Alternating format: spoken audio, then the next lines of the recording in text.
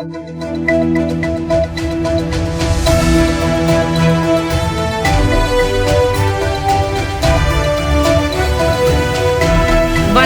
சக்தி சேனலின் புதுவையின் இன்றைய நிகழ்வுகள். புதுச்சேரியிலிருந்து பெங்களூர் ஹைதராபாத்திற்கு மார்ச் 31ஆம் தேதி ஞாயிற்றுக்கிழமை முதல் விமான சேவை நிறுத்தப்படுகிறது.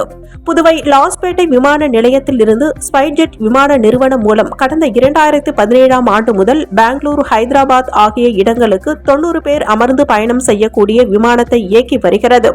இந்த விமானம் ஹைதராபாத்தில் இருந்து மதியம் 12:25 மணிக்கு புறப்பட்டு 2 மணிக்கு புதுச்சேரி வந்து சேரும். பின்னர் இங்கிருந்து மதியம் 2:20 மணிக்கு புறப்பட்டு 3:20 மணிக்கு பெங்களூர் சென்றடையும். அங்கிருந்து மாலை 3:50 மணிக்கு புறப்பட்டு மாலை 4:50 மணிக்கு புதுச்சேரி வந்து சேரும். மாலை 5:10 மணிக்கு புதுச்சேரியில் இருந்து புறப்படும் விமானம் மாலை 6:35 மணிக்கு ஹைதராபாத் சென்றடையும். இந்த விமானத்திற்கு தற்போது பயணிகளிடம் போதுமான வரவேற்பு இல்லை என்று கூறப்படுகிறது.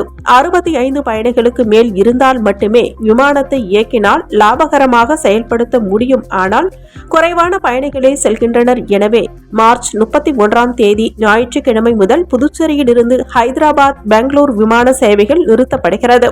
இதற்காக முன்பதிவு கடந்த 9ஆம் தேதி முதல் நிறுத்தப்பட்டது குறிப்பிடத்தக்கது.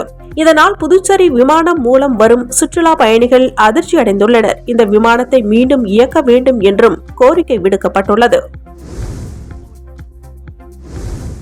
காரைக்கால் மக்களின் நீண்ட நாள் கோரிக்கையினை ஏற்று புதுச்சேரி சாலை போக்குவரத்து கழக அதிநவீன பேருந்து காரைக்கால் கோவை வழித்தடத்தில் மார்ச் 30ஆம் தேதி முதல் இயக்கப்படுகிறது. காரைக்காலில் இருந்து கோயம்புத்தூர் வரை இயக்கப்பட்டு வந்த பேருந்து கடந்த 6 மாத காலமாக செயல்பாட்டில் இல்லாததால் புதுச்சேரி சாலை போக்குவரத்து கழகத்திற்கு பல்வேறு தரப்பினரும் கோயம்புத்தூர் பேருந்தை இயக்க கோரிக்கை விடுத்திருந்தனர். இந்நிலையில் காரைக்காலில் இருந்து கோயம்புத்தூர் செல்லும் அதிநவீன பேருந்து சேவை மார்ச் 30ஆம் தேதி முதல் தொடங்கியுள்ளது. இதற்காக 2 புதிய பேருந்துகள் காரைக்கால் ஏழை மாரியம்மன் கோவிலில் சிறப்பு பூஜைக்கு பின்னர் காரைக்கால் புதிய பேருந்து நிலையத்தில் இருந்து இயக்கப்பட்டது. இப்பேருந்தின் இருபுறமும் சிசிடிவி கேமரா, ஒவ்வொரு இருக்கையிலும் USB சார்ஜர் மற்றும் எமர்ஜென்சி அலாரம், சிசிடிவி கேமரா பதிவு செய்யும் காட்சிகளை அலுவலகத்தில் இருந்தே பார்க்கும் வசதி உள்ளிட்ட சிறப்பு அம்சங்கள் இப்பேருந்தில் இடம்பெற்றுள்ளது குறிப்பிடத்தக்கது. காரைக்காலில் பாஜக தேர்தல் அலுவலகத்தை அமைச்சர் சாய்ஜி சரவணகுமார் திறந்து வைத்தார். புதுச்சேரியில் பாஜக சார்பில் உள்துறை அமைச்சர் நமச்சிவாயம் போட்டியிடுகிறார். இதனையடுத்து தேசிய ஜனநாயக கூட்டணி சார்பில் தேர்தல் பணிகள் தீவிரப்படுத்தப்பட்டுள்ளது. இதன் ஒரு பகுதியாக காரைக்காலில் தேசிய ஜனநாயக கூட்டணி தேர்தல் அலுவலகம் திறக்கப்பட்டது. காரைக்கால் பாரதியார் வீதியில் அமைந்துள்ள இந்த தேர்தல் அலுவலகத்தை புதுச்சேரி அமைச்சர் சாய்ஜி சரவணகுமார் திறந்து வைத்தார். இந்த நிகழ்ச்சியில் மாவட்ட பொறுப்பாளர் மீனாட்சி சுந்தரம், மாவட்ட தலைவர் முருகதாஸ் உள்ளிட்ட ஏராளமான பாஜகவினர்கள் கலந்து கொண்டனர். புதுச்சேரியில் நாளுக்கு நாள் பகல் வேளைகளில் சுட்டரித்து வரும் வெயிலின் காரணமாக வாகன ஓட்டிகள் மற்றும் பொதுமக்கள் கடும் சிரமத்திற்குள்ளாகி வருகின்றனர்.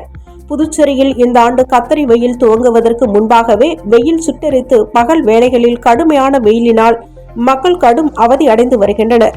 இதனால் பகல் வேளைகளில் வீடுகளுக்கு உள்ளேயே பொதுமக்கள் முடங்கும் நிலை ஏற்பட்டுள்ளது. எப்பொழுதும் பரபரப்பாக காணப்படும் நகர சாலைகள் வெயிலின் காரணமாக பகல் வேளைகளில் குறைவான மக்கள் வந்து செல்வதை காண முடிந்தது. புதுச்சேரியில் அதிக அளவில் வெப்பம் பதிவாகி வருவதால் பகல் வேளைகளில் அனல் காற்று வீசுவதால் வாகன ஓட்டிகளும் பொதுமக்களும் சிரமத்திற்குள்ளாகி வருகின்றனர். கடும் வெயிலின் தாக்கத்தால் பகல் வேளைகளில் வீடுகளுக்கு உள்ளேயே முடங்கிய மக்கள் மாலை நேரத்தில் வெயில் குறைந்த பிறகு வெளியே வருகின்றனர். இதனால் மாலை வேளைகளில் புதுச்சேரி நகர பகுதிகள் மற்றும் கடற்கரை சாலை உள்ளிட்ட பகுதிகளில் மக்கள் கூட்டம் அதிகரித்து காணப்படுகிறது. புதுச்சேரியில் சுட்டரிக்கும் வெயிலின் காரணமாக வாகன ஓட்டிகளும் பொதுமக்களும் கடும் சிரமத்திற்கு உள்ளாகி வருகின்றனர் என்பது குறிப்பிடத்தக்கது.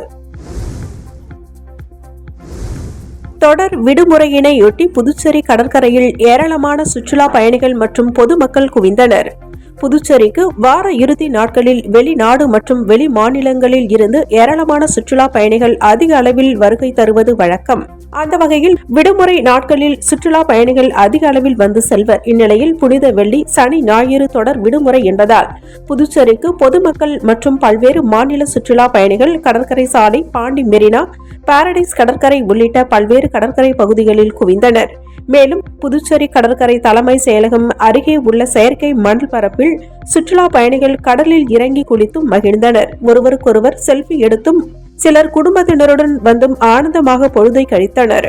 விடுமுறையை கொண்டாட வந்த சுற்றுலா பயணிகளை பாதுகாக்கும் வகையில் கடற்கரை பகுதியில் ஆங்காங்கே காவல்துறையினர் பாதுகாப்பு பணியில் ஈடுபட்டனர். வெள்ளி, சனி, ஞாயிறு விடுமுறை என்பதால் புதுச்சேரியில் சுற்றுலா பயணிகள் மற்றும் பொதுமக்களின் கூட்டம் அதிகரித்து பகல் வேளைகளில் கொளுத்தும் வெயிலின் காரணமாக மாலை வேளைகளில் கடற்கரை பகுதியில் பொதுமக்கள் மற்றும் சுற்றுலா பயணிகளின் கூட்டம் களை கட்டியது.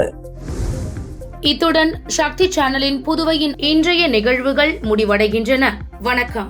உங்கள் சக்தி சேனலின் புதுவையின் அன்றாட நிகழ்வுகளை உடனுக்குடன் தெரிந்து கொள்ள சக்தி சேனல் புதுச்சேரி யூடியூப் சேனலை சப்ஸ்கிரைப் செய்து கொள்ளுங்கள். மறக்காமல் பெல் பட்டனையும் கிளிக் பண்ணுங்க, ஷேர் பண்ணுங்க, லைக் பண்ணுங்க. உங்கள் சக்தி சேனல்.